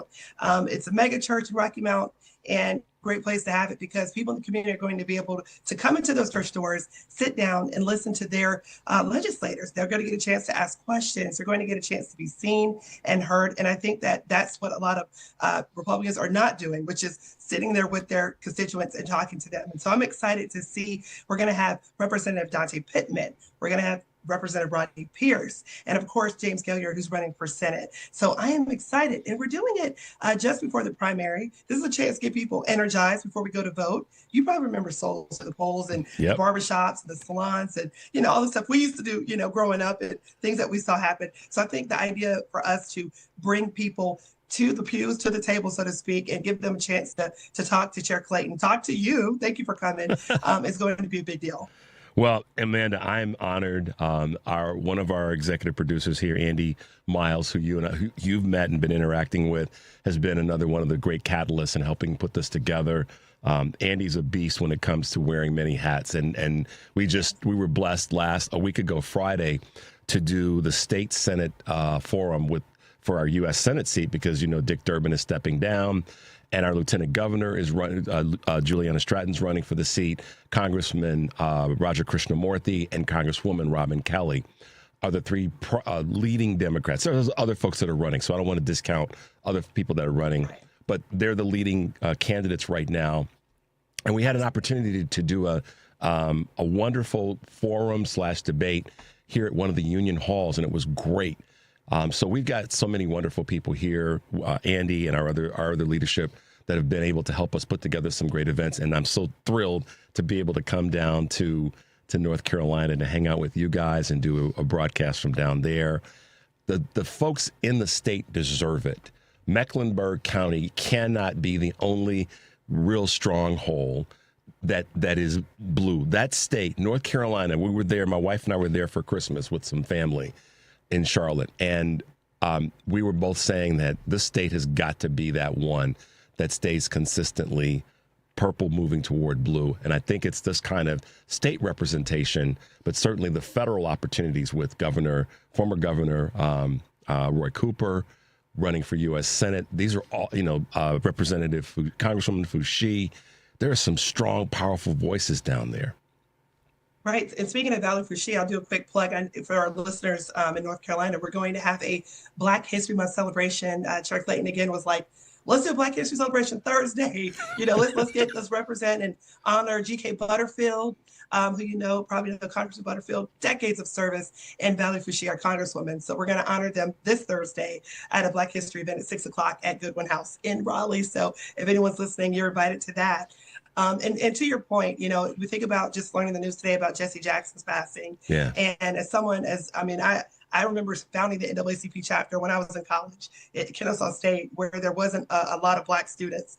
And just having Dr. King Jr. there, and just being around Jesse Jackson, and just as a child and as a young person looking up to these leaders. And so to be an African-American woman who is the communications director in North Carolina for the state party, it is a title that I do not take lightly. I do work really hard to make sure that we are able to get these type of things happening, and to be able to have this town hall in, of course, Warren County. And let's talk about just the significance. You look at Rodney Pierce, who is someone who, he's a Leandro student. Leandro funding is the funding that allowed for schools to be funded up to what is the legal capacity, the bare minimums. And we have these schools that didn't have that funding. And you've got Rodney Pierce, who went to a school who was underfunded, and he is a representative fighting for students, fighting for people. You've got Dante Pittman representing Wilson and Nash. And then you've got Rep. Gilliard. So, you've got these fantastic leaders. He's been in ministry for over 20 years and built a mega church at Rocky Mount. And so for him to open his doors, bring to us his ministry of music, we'll have audio set up so people that are in Chicago and elsewhere listening in, you'll be able to watch it. We're going to be able to live stream it. So I'm excited about that. It's from 2 to 4 p.m. And if you're listening and you're in Rocky Mount or the nearby areas there in Warren County, please come in person. Please come, show your support. And people need to realize just how significant the primary votes are, because I look at how they closed the voting site at North Carolina A&T just on Thursday. The students had to march 30 minutes to the State Board of Elections in Greensboro, the largest historically Black college university. They just closed their voting site. And so when you look at how they're trying to suppress the vote of Black voters, of college students, of women, it is so significant that we vote even in the primary, because we have to show that we care. That's why I think it's so significant we're doing this just 2 days before the primary. Well, and I love the way that you laid that out, because when we look at Reverend Jackson having passed away, and I talked about this in the opening of the show, he was the biggest catalyst and register of voters in our lifetime. And in his 80 to 88 stretch in terms of presidential politics, he got more people registered to vote than, frankly, any other politician that I know of. And that, when you tie that to where we are now and the voter suppression efforts that have always been going on, and that have certainly through his lifetime, and I know through my lifetime, and where we are now, why it's important to vote. I think about Representative Pittman, and a little known fact, I mentioned it when we had him on the show earlier this year. 34 votes with the separation between, you talk about that in terms of people saying my vote doesn't count. He won by 34 votes, Amanda. That's a street in a neighborhood, isn't it? Yeah. I think about it could be an apartment building. It could be an apartment. It might be a house. I'm sorry, but seriously, it depends. But it's so serious when you say that. I'm so glad you brought that up because that's all it takes. And honestly, even in my own life, of course, I'm early voting in the primary. We're having the primary right now. I'm sorry, the early voting right now. Right. That's going on starting February 12th. So people in North Carolina are able to go to the polls, any polling site. They can register in person and vote. How awesome is that? So they're making it harder and harder each day. So when we do have a chance where we can go register and vote and be that one of 34, we need to do that. And one of the things I'm encouraging people to do, even in my neighborhood, I've got a lot of new neighbors who are from, DC, Chicago, and moved to North Carolina. And I'm telling them, hey, let's go to the polls. Let's go to the library where we drop our kids off for school. Or let's go to the school down the street and let's go ahead and vote. And if I could get 5 or 10 people and you could get 5 or 10 people, just imagine how many people we could get to go to the polls and really be that 34 and make a difference. Even with the Ricks case, I think it was just hundreds of votes that made a difference in that case too. Yeah. So every vote does matter. And if it didn't matter, and so many of us have said this, Amanda, then they wouldn't be working so darn hard to suppress the vote. By what might be viewed as new legal reasons or ways by changing the laws, and then the other ones which are maybe more emotional, which is to scare people and to get people to be fearful of going out to vote in any of the upcoming elections, whether they be a state election for a state office, state-held office, a local, or certainly on a federal level. But it takes people like you, Amanda, so hats off to you in this space for communicating the importance of being involved and participating and bringing some people with you. And these are all the things that we can do to be to continue to be a fighter in this horrible time. I want to say horrible time in terms of the things that they're trying to do. I was talking with some folks about this the other day, and I know this is part of where you come from. We still get to bring the joy to the moment. We still get to bring the energy to the moment and the pride to the moment. And it's kind of important that people realize both to acknowledge the craziness, but let's fight this and win this with the joy that we know we can. And I think about, Channerson Clayton always says how, we're the vehicle, like we're the street that gets the candidates in the vehicle to the election or to the win. And in addition to that, I look at the team. The people that I work with are incredible. I could name all of them. But they're the ones knocking on the doors. They're the ones canvassing. They're the ones making sure that people are registered to vote. You look at how we have 141,000 people that have now been listed that could be ineligible to vote. That's recently. We were at 170,000. I think we got that number down to like 70,000. But now we're looking at another 141,000 people. So it's like they're always moving the goalposts. But the Democratic Party is working hard to get people registered to vote. The Democratic Party is working hard to make sure that we are all treated equally when we do go to vote. I was on the registration repair list. I didn't even know it. Because when I was married, I didn't change my name because I was on TV and I was a reporter and I wanted to keep my maiden name. And when I had someone come up to me and say, do you know you're on the list? That means I would not have been eligible to vote. Can you imagine? I know. I work at the Democratic Party and can't vote. Right. That's why it's important, though. I was at an event 2 weeks ago. Greg Palast is the documentarian, and he's done tremendous work. His latest work is called Vigilantes, and it's about the literal attack on voting in America, specifically in black communities, but even more broadly in a lot of the rural communities that may be more less black and more white and Caucasian.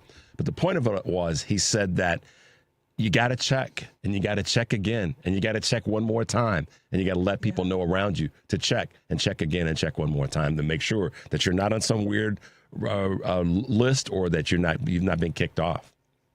Right. And that's why it's so important, our teams that go out, I look at our data person, Harmon, and I look at Sarah and just all the people that are working so hard, our digital team, Kayla, and Rob and KJ putting out content packages, but just everyone just working so hard to make sure that people are getting the access to vote, people are able to vote, and that their vote matters. And then we talk about the candidates, just, giving them platforms like this, like even being able to have them come on your show. I work with an amazing communications team. It's not just me, it's a lot of us doing a lot of different things, under the fearless leadership of our chair. So I'm really excited about this town hall event that we're going to have. I'm excited that I've got, we've got everybody coming from our staff to come help make it a success, but we're also working in partnership with Jazz and Gaillard, which is James Gaillard's daughter, who's been very great about making things happen. And thank you to Andy for his work too with your radio station, and to WARR for promoting it. I'm looking forward to people coming. And so we just want you there.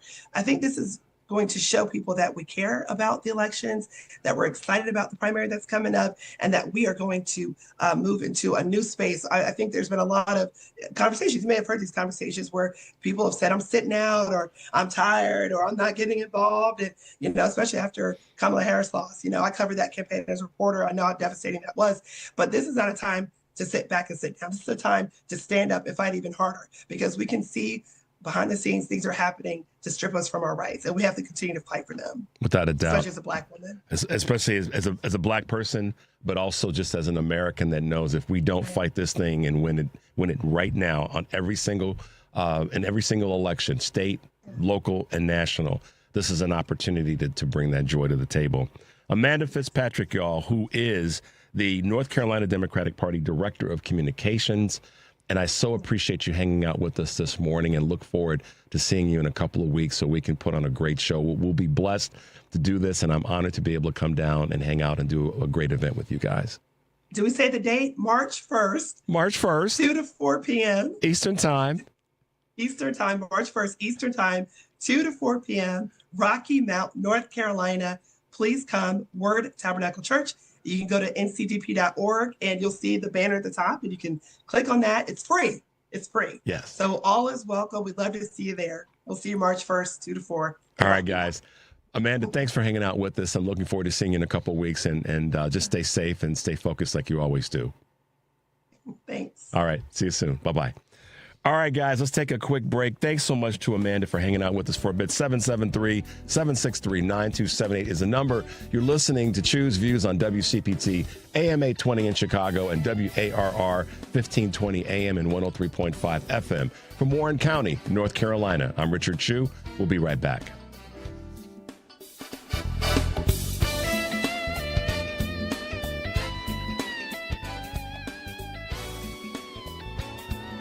Who is Kevin Ryan? Hey, that's me. I'm a Chicago public school teacher, union member, and Marine Corps veteran. Most importantly, I am a New Deal Democrat from a new generation, and I am running for the United States Senate to make our government work for all of us, not just the 1%. Now, you might not have heard of me because, well, I am just like you. I don't have millions of dollars to spend on TV ads, I'm not backed by a billionaire, and I've been excluded from the debates because I refuse to raise millions of dollars from the 1%. Instead, I am backed by ordinary people like you. I'm the only candidate to campaign in all 102 counties in my campaign school bus, and we fund our campaign by simply passing a hat around. So we thought we'd spend some of that money to introduce our campaign to you on WCPT Radio. If you want to send a real progressive to the United States Senate and not another bought and paid for Democrat, go to kevinryan.com.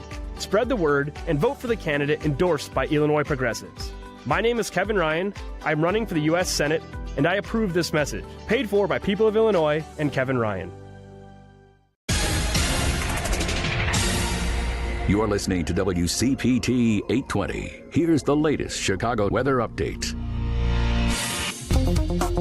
From the Weatherology Weather Center, I'm meteorologist Jennifer Wojcicki. We'll see mostly cloudy skies here for today with a high into the upper 50s. Winds out of the southeast around 5 to 15 miles per hour, gusting as high as 20. Then for tonight, a chance for showers and thunderstorms, cloudy skies, a low near 53. Wednesday, we'll see some sunshine, high of 64 degrees. And Thursday, a chance for rain, cloudy, high around 60. That's your latest Chicago weather update. Currently, it's 43. Because facts matter. You're listening to WCPT 820. Welcome back to Choose Views with Richard Chu. Hey, guys, welcome back to the show. 773-763-9278 is the number. Thanks to Representative Jake Auchincloss for hanging out with us all the way from Massachusetts, and Amanda Fitzpatrick for hanging with us from North Carolina. And then before both of them, we had on Dr. Jessica Hawk, my teacher face from the great state of New Jersey, who brought us up to speed on things that she sees about our educational systems in the country. This gentleman's been with us before. He is a name that is becoming, his name is on the rise. I love to, I'm drawing from his own work. He is the founder and editor-in-chief of All Rise News. Adam Klasfeld has been in the game for not a long period of time based on how old some of us are, but the time that he's been in the game, he's been extraordinarily impactful. Adam, good morning and welcome back to Choose Views. Great to be here again, and thank you for that kind introduction. All right, man. I'm so glad to have you back with us. I don't know if you had a chance to catch any of our previous segments this morning, but we've just been blessed to have some really phenomenal folks chatting with us about the things that we all are concerned about, whether it be education, whether it be our health and welfare, whether it be, you know, our national security and voting, which is what Amanda was chatting about a moment ago.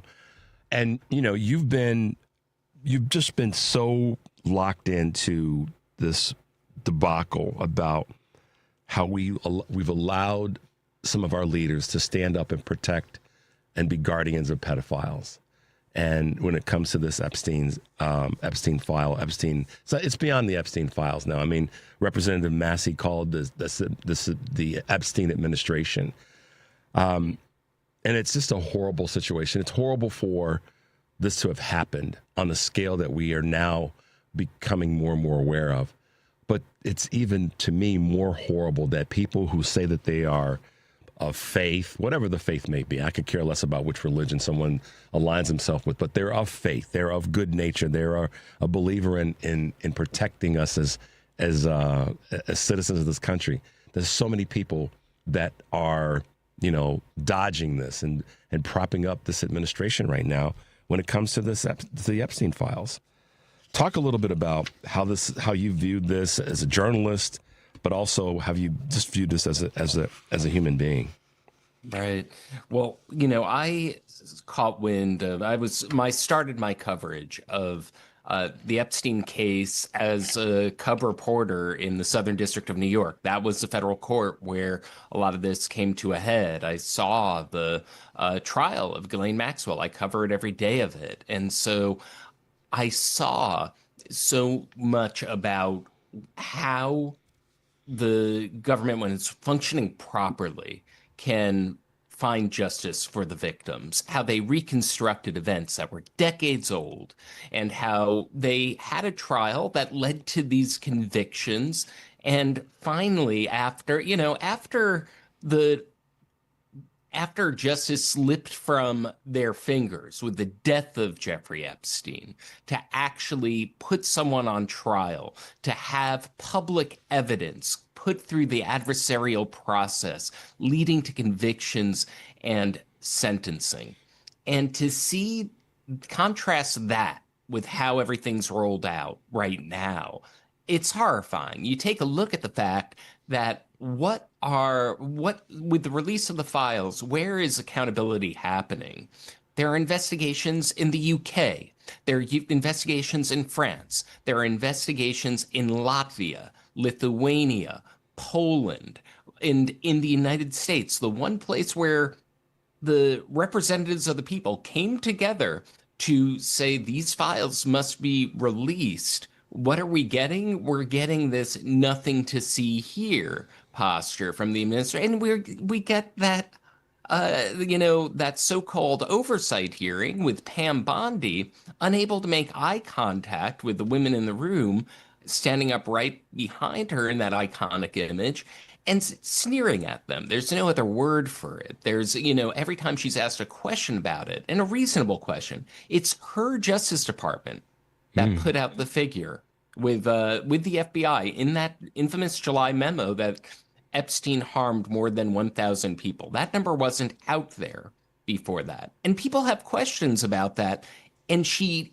isn't interested in answering those questions. She's interested in managing the political and legal fallout. She's not doing the thing that's courageous in this role of such immense power that, and all it would have taken to show a little bit of understanding the moment is to turn to them and say, I don't know what I'm going to do to fix this, but I'm sorry that it happened. Something as simple as that. And I've made that up. That's just, I don't know what I'm going to do to fix this, ladies, but I'm going to do everything I can, and I'm sorry. Right. It would have changed the tone of the whole hearing. And the fact that I don't care. Listen, Adam, you know, I'm a little bit older than you are, but the one thing that I will say is I don't care what anybody says that they are going to do to me or have on me. I'm not going to ever give up my dignity in the face of that. You got to literally, you know, put me in the ground. I'm not giving up my dignity for anything, any threat. And I guess that, you know, I say that, and I know that there's people who've had their families threatened in this political environment if they stand up to this presidency. I look at it and say, well, let's make that public. I think that one of the best ways to push back on the bully threat is to say, okay, I'm going to tell everybody what you just said. I had a teacher try to sexually assault me in 7th grade. And rather than get upset and yell and scream, I told him, I'm going to tell everybody in the school that you tried to do this. Wow. And I didn't tell everybody, but the fact that I told him that I was going to tell everybody was immediate pushback. And so I understand the power of, and again, I'm not saying everybody can do this, but how powerful would it have been for her during that hearing to say, just say, I'm sorry. Those words would have resonated across the globe versus what we have now is a bunch of Republicans running around defending her action and saying that she was, you know, pushing back against, you know, the crazed Democrats. And I'm not disappointed or any of those emotional words. I'm frankly just PO'd about it. I'm PO'd that we have a government that's running like it is. And that's why, you know, folks like you, folks like Amanda, who was on earlier, folks like Representative Auchincloss and Dr. Hawk, we're fighting on all fronts to make sure that we let them know that they are not going to run the truck over us during this period of time. And that's why I appreciate so much the writing that you do and bringing out, you know, the conversations that we need to have. And you're doing it in the face of indictments of journalists and activists. Adam, talk a little bit about that. Talk about what happened to Don Lemon and Ms. Hart, how that impacted you. Right. Well, you know, Don Lemon and Georgia Fort, two journalists were indicted there. And Ms. Ford, yes, thank you for reminding. Sorry about that. Yeah, no worries. In terms of, I had been covering the indictments of James Comey, Letitia James, and it became abundantly clear that this is an administration that is, for lack of a better word, weaponizing the apparatus of, the Justice Department. I've been covering this beat for nearly 2 decades and seeing things going wildly out of whack, that this is, like in those other cases, we're seeing the prosecutors' offices being hollowed out. And so you recognize, I saw the videos of Don Lemon covering that protest inside a church. He was being a journalist. He was interviewing people. He was interviewing people who weren't even pleased with the protest, letting them have their voice, letting them have their say. Right, he was. Yeah, that's the thing, Adam. He was trying to get people there who were parishioners, as I saw it, to talk about the frustration of the protesters being there, which is journalism at its finest. Absolutely. And he gave everyone that, that is the function of journalism. And so, my initial reaction to it was that, of course, this is a major escalation. They're going after a journalist, and they're using this statute, the FACE Act, and this Civil Rights Conspiracy Statute, in a way that has never been done. I'm also approaching this as a legal journalist, and I'm looking at this kind of novel use of this statute to try to intimidate journalists. And I look at Don Lemon's reaction. He's not intimidated. Georgia Fort, she's not intimidated. The activists who are there, we don't talk about them a lot because of the escalation of going after the journalists. But the lead defendant in the case, Nikema Levy-Armstrong, she was a former president of the Minneapolis branch of the NAACP, the longtime civil rights lawyer. And one of the things that I found absolutely shocking about her case is to see the White House use a deep fake video to try to smear her. And that the challenge is to just never be desensitized about that, to describe what the government has been doing, and to put it in the context of we now have a government, the federal government, that is going to, when someone is accused of a crime, try to smear them on social media, even if with fabricated or manipulated information, and do it long before any trial. But that's why I find it important to cover these cases. It's not, I know that Don Lemon has said that he hasn't been intimidated. He's been elevated, that he has a wider reach on his independent channel than ever before. Yep. I don't think other journalists are going to be intimidated. I know that as his case proceeds, I'm going to be on the ground in the Twin Cities, because look at what happens when people stand up. We saw the cases against Letitia James and James Comey evaporate, because it takes more than to try to hollow out the U.S. Attorney's Office until you find the person ready to pull the trigger on a case that shouldn't happen. Yep. It has to go through a process. And when people have been fighting back, look at Senator Mark Kelly. They try to indict 6 sitting members of Congress for accurately stating the law, for saying that, speaking the truth on it. I mean, in this, right. Let me do this. You're listening to Choose Views on WCPT AM 820 in Chicago and WARR 1520 AM and 103.5 FM from Warren County, North Carolina. I'm Richard Chu, and we're talking with American journalist and founder and editor-in-chief of All Rise News, Adam Klasfeld. Adam, I mean, you had to probably just want to throw something at the television when you sat back and you're like, wait a minute. You all are going to prosecute, meaning the federal government, the Department of Justice. You're going to try to prosecute 6 Democratic lawmakers for speaking the truth. They literally spoke the truth in that video. They are allowed to say exactly what they said.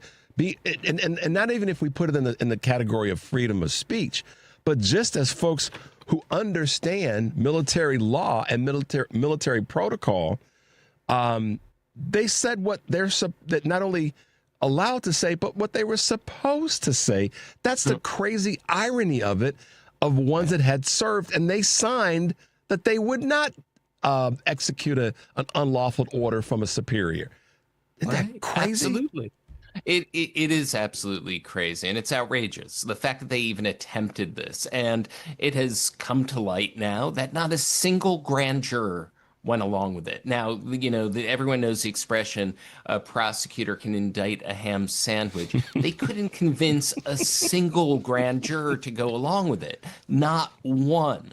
And the standard for getting an indictment, they just needed a simple majority. Right. They couldn't get one because everyone understands that it can't be a federal felony to accurately state the law, to accurately state the Uniform Code of Military Justice.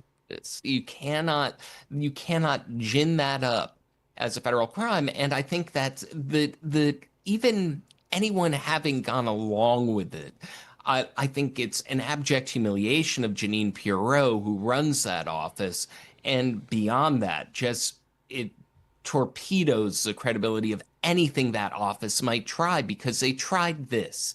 And, people, when Donald Trump was prosecuted, there was never a moment where people had this crisis of conscience and that the prosecutors left because they thought this was being politicized. No, they followed the facts, they followed the law, they brought it before grand juries, and the grand juries indicted. And what we're having here, what the trend we're seeing during Trump 2.0 is that take James Comey and Letitia James. They had to try to force a resignation of a U.S. attorney. They couldn't get any single line prosecutors, experienced career prosecutor in that office to go along with it. So they had sent someone who was Trump's ex-White House aide and personal attorney with no experience to do it herself. And we see this conduct again and again. We're seeing it happening even in the Don Lemon case, that office where the U.S. Attorney's office where that happened, that's been hollowed out. It's a shell of its former self. It's about half the number of prosecutors in it. And it's the same office, I believe, correct me if I'm wrong, Adam, that one of the prosecutors said, listen, she didn't say fire me, but she needed a break. She needed to get a good night's sleep because she was so overloaded with these just crazy A cases. Talk a little bit about that. That one kind of blew me away, and I don't get blown away too often, but she actually was like, I'd rather get in trouble and at least I get some sleep. Paraphrasing that, but she specifically requested getting jailed for contempt of court because they are unable, the federal government, and unwilling to follow the orders of the court to release people on habeas corpus petitions. And she's saying, please do it. I get 24 hours of uninterrupted sleep. This was someone who was assigned to that office, as I recall, from ICE. She was an ICE lawyer. And what we're seeing here is dockets being stretched to the breaking point because with this surge happening, that people are being thrown into prison into detention centers, often very far away from the state, without recourse, and that it's sparked a flood of habeas petitions. Hundreds of habeas petitions are flowing into the federal court in the Twin Cities, and that judges are granting them, and the federal government is disobeying them. And this has been a long pattern. As a matter of fact, there was the acting director of ICE, Todd Lyons, was going to be brought in for a contempt hearing because of the disobeying of these orders. But he, before the hearing began, under pressure, complied with it, released the person who was subject of the order, so the contempt hearing was canceled. And that's a pattern here, that only when there's the threat of very serious consequence does the government act here. Yeah, that just goes to show that this is not about what they said it was going to be about in terms of getting rid of the quote unquote the worst of the worst and arresting those who had this awful criminal behavior that was detrimental to our country, et cetera, et cetera, et cetera. It's never been about that. I mean, guys like you and myself, we knew that going in, but it was the bill of goods that was sold during the 2024 election about we're going to clean up immigration, we're going to get rid of all the quote illegals, we're going to get rid of all these bad people who are here from come across the border, southern border.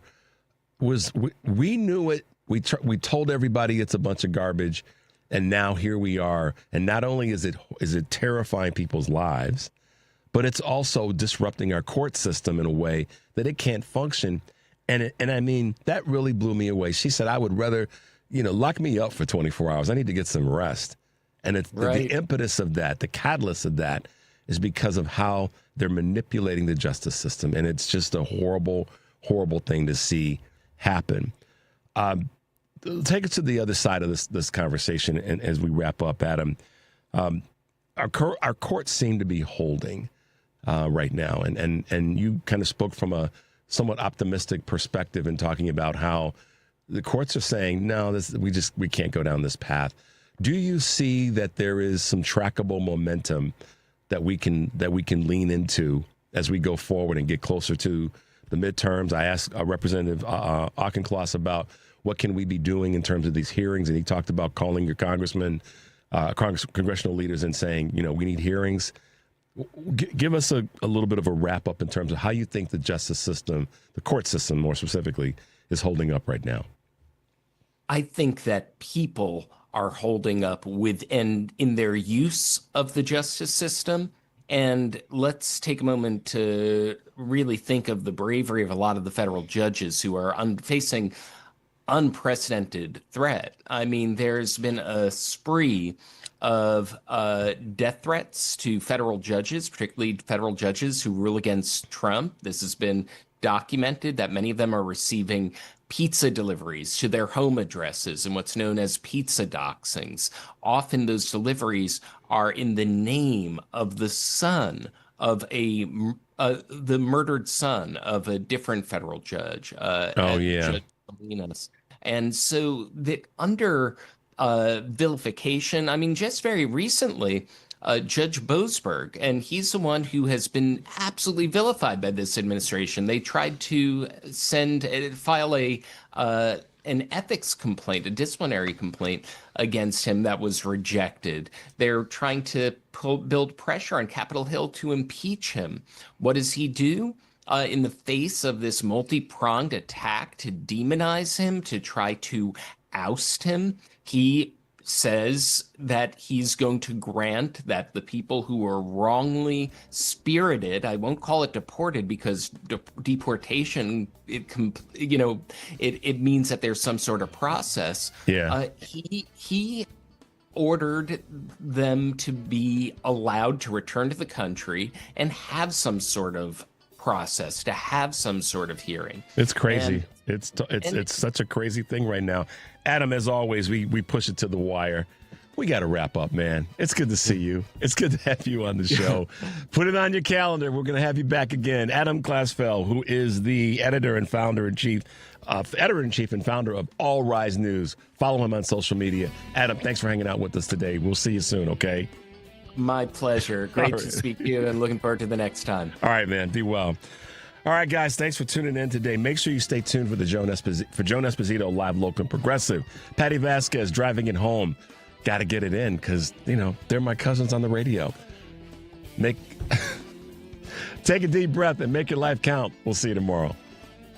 Hi, I'm LaShawn K. Ford, and I'm running for Congress because I see what's happening in our communities every day. I see young people struggling to find opportunity. I see seniors working harder just to make ends meet, and I see families feeling squeezed by rising costs while Washington stays distracted. This Trump administration has brought chaos and corruption instead of real solutions. We need leadership that listens and delivers. As a state legislator, I've spent years fighting for working families, seniors, and communities that too often get left behind. That record is why I'm endorsed by Congressman Danny K. Davis, former U.S. Senator Roland Burst, former Congressman Bobby Rush, former Secretary of State Jesse White, and the Speaker of the Illinois House, Chris Welch. Make your plan to vote, and on your ballot, punch 31, paid for by LaShawn K. Ford for Congress. Team, build it sooner. Meet your match on ZipRecruiter. I know that hiring can be challenging. You need someone to match your role perfectly. Well, now you can meet them fast on ZipRecruiter.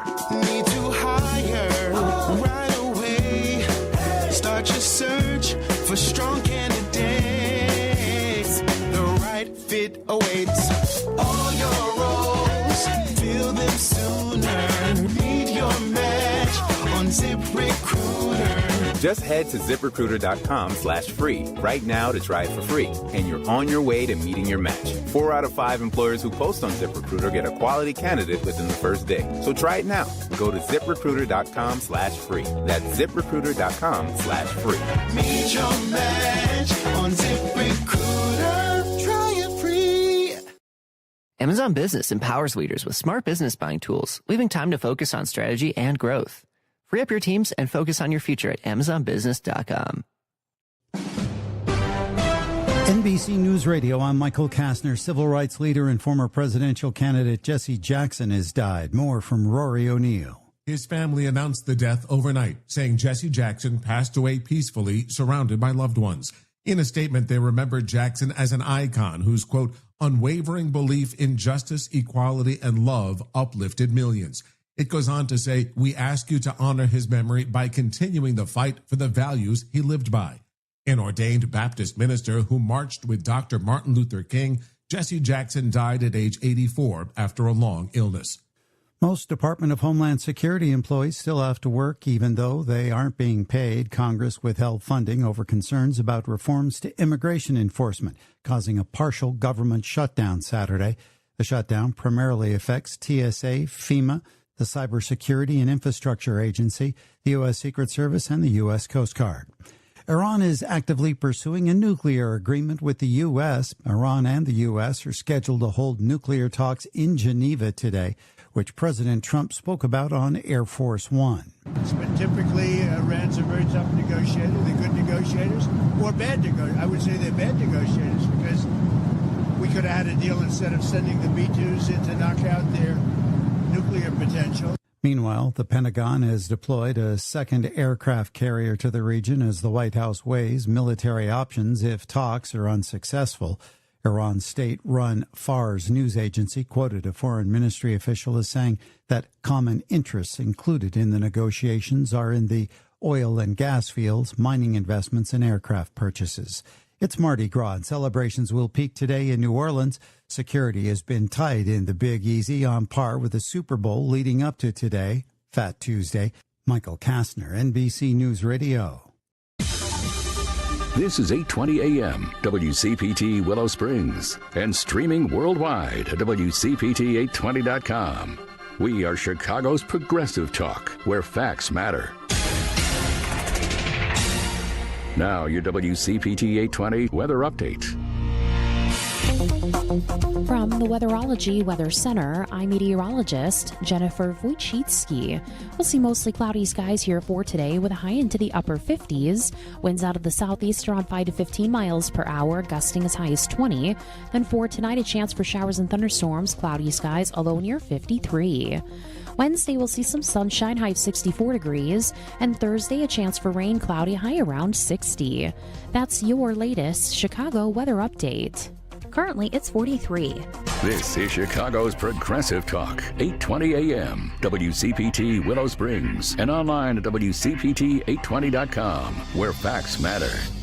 Hi folks, Dr. Jason Bissell here, PhD acupuncturist and founder of Chicago Community Acupuncture at Milwaukee Devon and Nagel. It's no secret that I love acupuncture. 25 years, and I am impressed almost every day by how effective it is for so many conditions. I want everyone to have access to it. But unfortunately, cost can be a barrier. So I founded Chicago Community Acupuncture to offer high-quality acupuncture at an affordable price. Actually, the lowest price in town. And I'm not alone in this desire to make it accessible. Several other fabulous acupuncturists reached out to me and have joined the Chico Maku team. We're now open 7 days a week and evenings. The first visit is only $60 and follow-ups are $50. We're doing all we can to make this accessible, so now you just do your part and call us at 773-853-0920, 773-853-0920, or go to ChicoMaku.com to schedule. Acupuncturists help billions of people. What are you waiting for? Just now, another kid dropped out of school. There's one every 20 seconds. If we do nothing, 3.5 million kids won't receive a diploma over the next 4 years. But there is someone who can change that. You. United Way knows that kids who have a caring adult in their life are more likely to make it. So make a pledge. Tutor. Mentor. Volunteer to read with children. And the difference between a dropout and a graduate could be you. Take the pledge to volunteer now at unitedway.org. Brought to you by United Way and the Ad Council. Would it be crazy if you packed your bags and left? For a week, a month, a year. What if you left for 2 years? What if you were going far away to help in a village on the edge of the Gobi Desert? To teach children and learn a thing or two about yourself? Would that be crazy? Peace Corps. Life is calling. How far will you go? What if you didn't follow the path everyone else takes? Would you rather make your own way? Or spend your life saying, what if? Life is calling. How far will you go? Peace Corps. To find out more, call 1-800-424-8580 or go to peacecorps.gov. Moving and eating better every day can help make you and your kids healthier. Search We Can online to find out more. A message from the Ad Council, HHS, and NIH's We Can program. Hey Google, play WCPT. Streaming Chicago's progressive talk from TuneIn.